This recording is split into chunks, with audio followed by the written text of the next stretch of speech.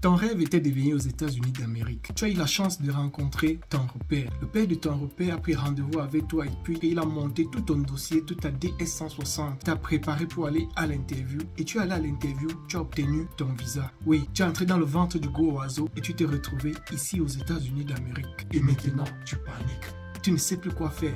Oui, c'est vrai, je m'attendais à ça. Et je te l'avais déjà averti que arriver ici, ce n'est pas le paradis, c'est la vraie jungle. Et tu le sais, dans cette vidéo, je vais te donner quelques points, peut-être 10 points, pour essayer de t'adapter très facilement ici aux États-Unis d'Amérique. Allez, c'est parti.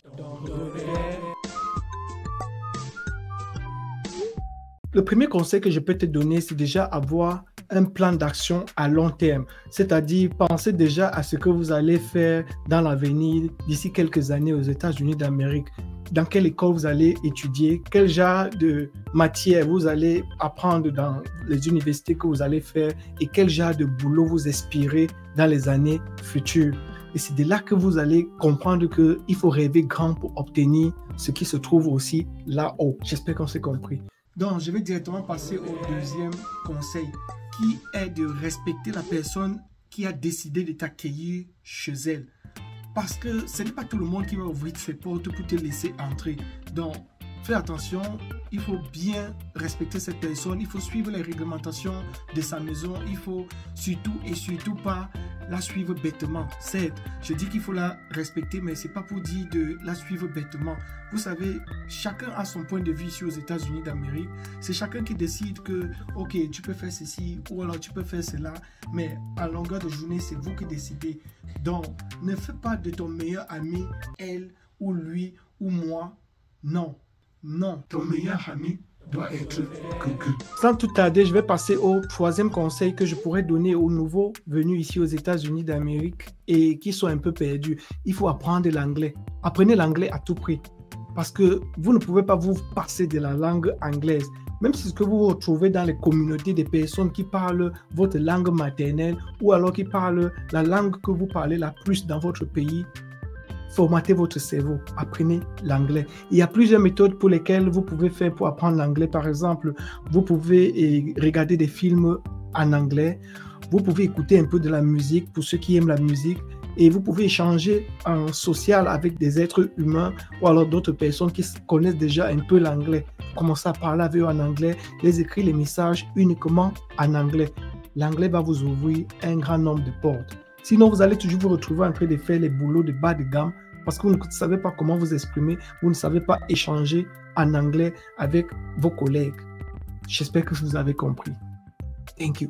Le quatrième conseil que je vais te donner, c'est de te rassurer que tu as ton security number, ton numéro de sécurité ici aux États-Unis d'Amérique. Vous allez comprendre que je m'adresse à ceux qui ont les CAOL, ceux qui ont des papiers qui se trouvent ici aux États-Unis d'Amérique. Si par exemple tu es venu avec la TV Loterie, ça veut dire que tu as la green card et puis tu as accès à ton social security number. Et en parlant de social security number, je voudrais juste attirer votre attention pour ceux et celles qui sont venus ici aux États-Unis d'Amérique et qui n'ont pas l'intention de... On se comprend. Donc, dans ce cas, ne cherchez pas à tout prix à trouver un boulot à faire. Je sais que vous voulez à tout prix avoir le dollar. Mais si tu te lances dans la course de chercher le boulot à faire ou alors de trouver le boulot, tu vas commencer à toucher quelques 10 dollars l'heure, 15 dollars l'heure et puis tu vas te dire là que tu es arrivé au paradis. Oui, tu seras là comme si tu es au paradis parce que le montant que tu vas toucher sera peut-être 10 fois ce que tu touchais en Afrique. Mais comme tu as encore de la chance de vivre sous le toit de quelqu'un qui t'a hébergé, celui qu'on appelle ton hôte, il paye naturellement les factures de la maison. Il ne va pas te demander de payer le loyer. Je veux dire, pour ceux qui sont un peu gentils. Et toi, tu vas te voir en train de travailler, d'encaisser un peu d'argent et puis tu vas oublier le côté qu'il te faut chercher tes papiers. Parce que tu as eu la chance de travailler sous la table avec, je ne sais pas trop, une amie ou une relation et tu vas oublier le côté qui est vraiment important. Le plus important, c'est de chercher à avoir tes CAOL. Et j'ai fait une vidéo que je vais mettre là-haut dans laquelle je t'explique comment est-ce que tu peux changer ton statut quand tu es arrivé aux États-Unis d'Amérique. Je n'ai pas encore fait quoi pour vous les amis. Allez, va regarder cette vidéo qui va vraiment t'inspirer, qui va te donner des astuces, qui va te donner beaucoup de conseils comment changer ton statut ici aux États-Unis d'Amérique. Let's go! On va directement aller au cinquième conseil. Le cinquième conseil, c'est celui auquel je voudrais te demander de ne plus trop compter sur les gens avec qui tu vis. Ne compte plus trop sur ton autre, surtout sur les petites choses comme les déplacements. Tu sais, il se réveille tôt, il dort un peu tard, il a un programme assez compliqué et quand il te met dans son programme ou bien quand elle te met dans son programme, ça l'affecte tout doucement.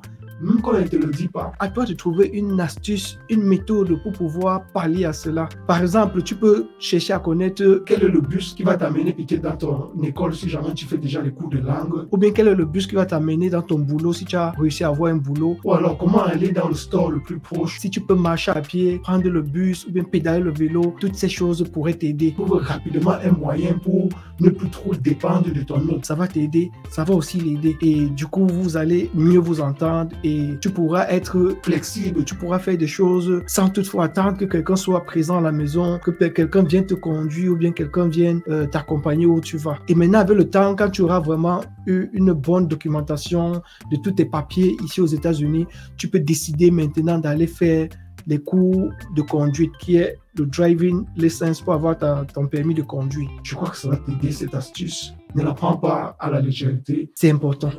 Ah oui. Le 6e conseil que je vais te donner aujourd'hui, c'est de t'adapter à la culture américaine. Donc, on n'arrive pas ici aux États-Unis, tu commences à critiquer tout ce que tu vois et tu te demandes que pourquoi est-ce qu'il monte ici, pourquoi est-ce qu'il descend ici, pourquoi il aime plutôt son chien, pourquoi il n'a pas d'enfant, pourquoi il ne mange pas ceci, pourquoi elle est si colosse. Non, mon frère, occupe-toi de ta vie.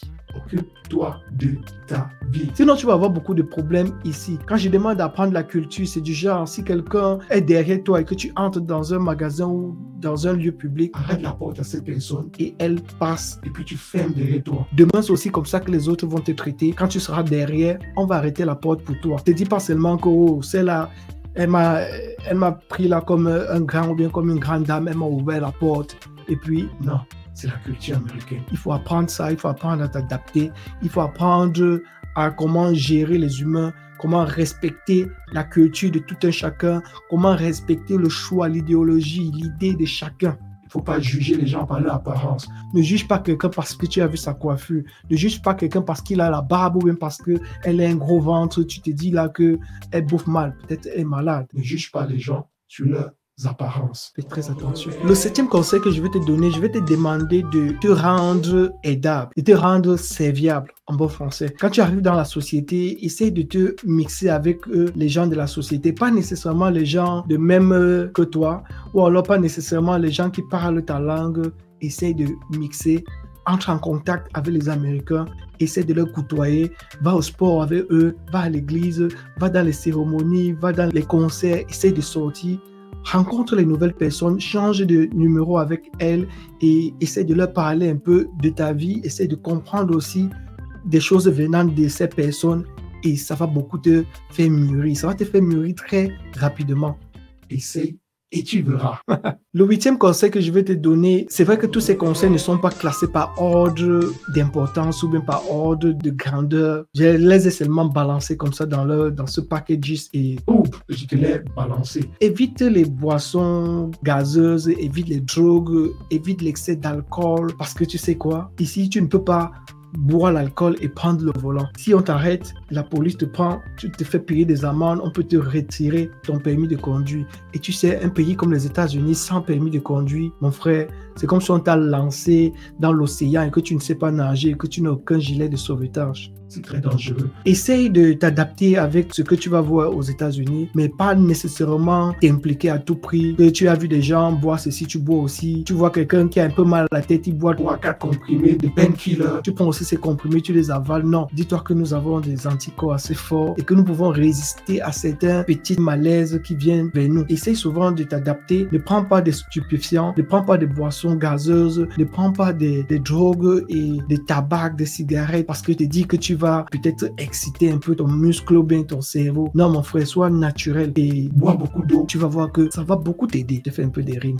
Toi-même, tu sais. Le 9e conseil que je veux te donner aujourd'hui, c'est te préparer dans le monde de l'emploi. Quand tu arrives aux États-Unis, trouver l'emploi n'est pas chose facile. Bien qu'il y a beaucoup de boulot, je sais que les boulots de bas de gamme, il y en a assez. Mais quand je parle du boulot, je parle d'un vrai boulot. Il faut préparer ton CV, ce que les Américains appellent ici le résumé. Tu refais ton résumé, tu mets des choses attrayantes. Je pourrais t'aider à le faire parce que que j'ai déjà roulé ma bosse ici pour chercher le boulot. J'ai fait des centaines de résumés et j'ai fait des milliers d'applications et j'ai fait plus de centaines d'interviews. Donc, quand je te parle, j'ai l'expérience. Essaie d'avoir un bon résumé pour éviter d'être toujours en train de faire les boulots de bas de gamme, aller dans les Walmart, essuyer le sol, ou aller dans les car wash, laver les voitures, ou aller dans les restaurants, laver les assiettes, dishwasher. Essaye de faire une bonne formation quand tu arrives aux États-Unis. C'est pour ça que j'ai dit dans le premier point que l'essentiel, c'est de trouver ton plan d'action. Et ton plan d'action doit être à long terme. Donc, ne regarde pas seulement au bout de ton nez, regarde devant. Fixe devant et puis dis-toi que tu vas atteindre ce point. C'est ce conseil que je voulais te donner au 9e point. Comme tu t'es attissé les relations dans les points précédents que j'ai donnés, au 9e point, c'est donc utiliser ces relations. Tous les numéros que tu as enregistrés dans ton téléphone, c'est le moment pour toi de les appeler. Ok, je viens de finir ma formation peut-être en nurse ou bien en informatique ou bien en helpdesk. Maintenant, j'ai besoin du travail. Tu m'avais dit que tu faisais dans X, Y, Z et que tu voudrais que je puisse avoir une notion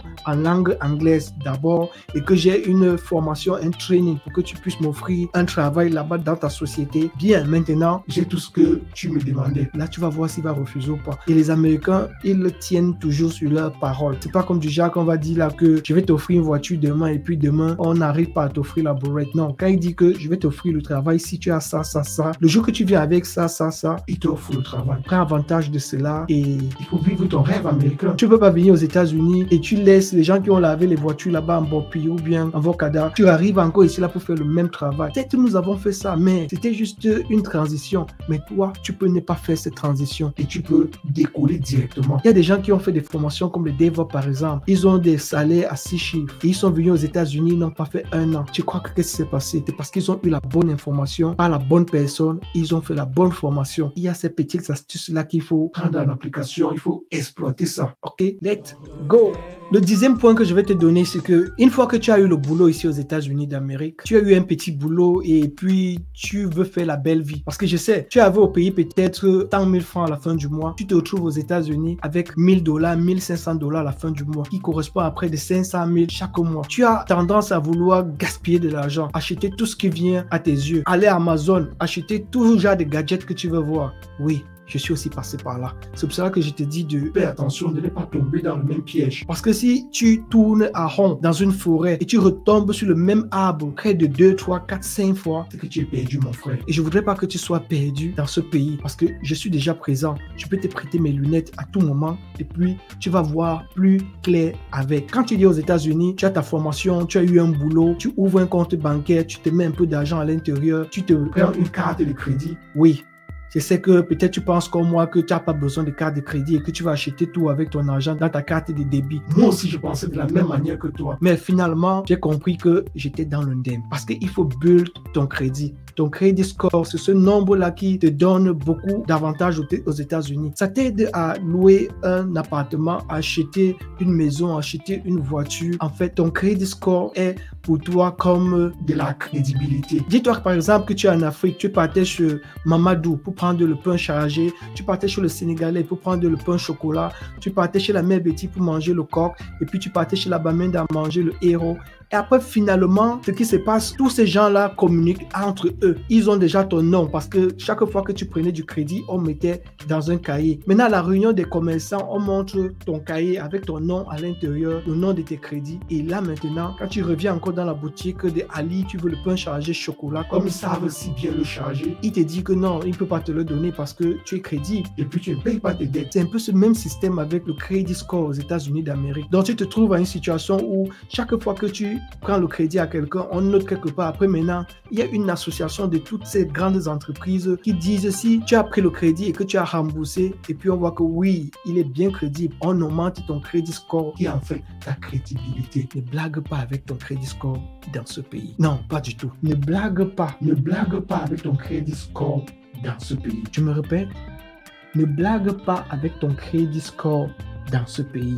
Parce que c'est en fait ce petit chiffre qui te donne ton degré de crédibilité aux États-Unis d'Amérique. Si tu n'es pas crédible, les gens ne vont pas te faire du crédit. Et si tu décides d'acheter tout avec ta carte, tu es dans le DEM. Je connais des gens qui voulaient décider de faire ça. Et moi-même qui vous parle, j'avais décidé de ne pas prendre de carte de crédit et d'utiliser uniquement ma carte de débit ou alors mon salaire ou mon argent. Mais je me suis retrouvé que je ne devais pas avoir de crédit score je ne devais pas être crédible aux États-Unis d'Amérique. Je crois que ça a été clair.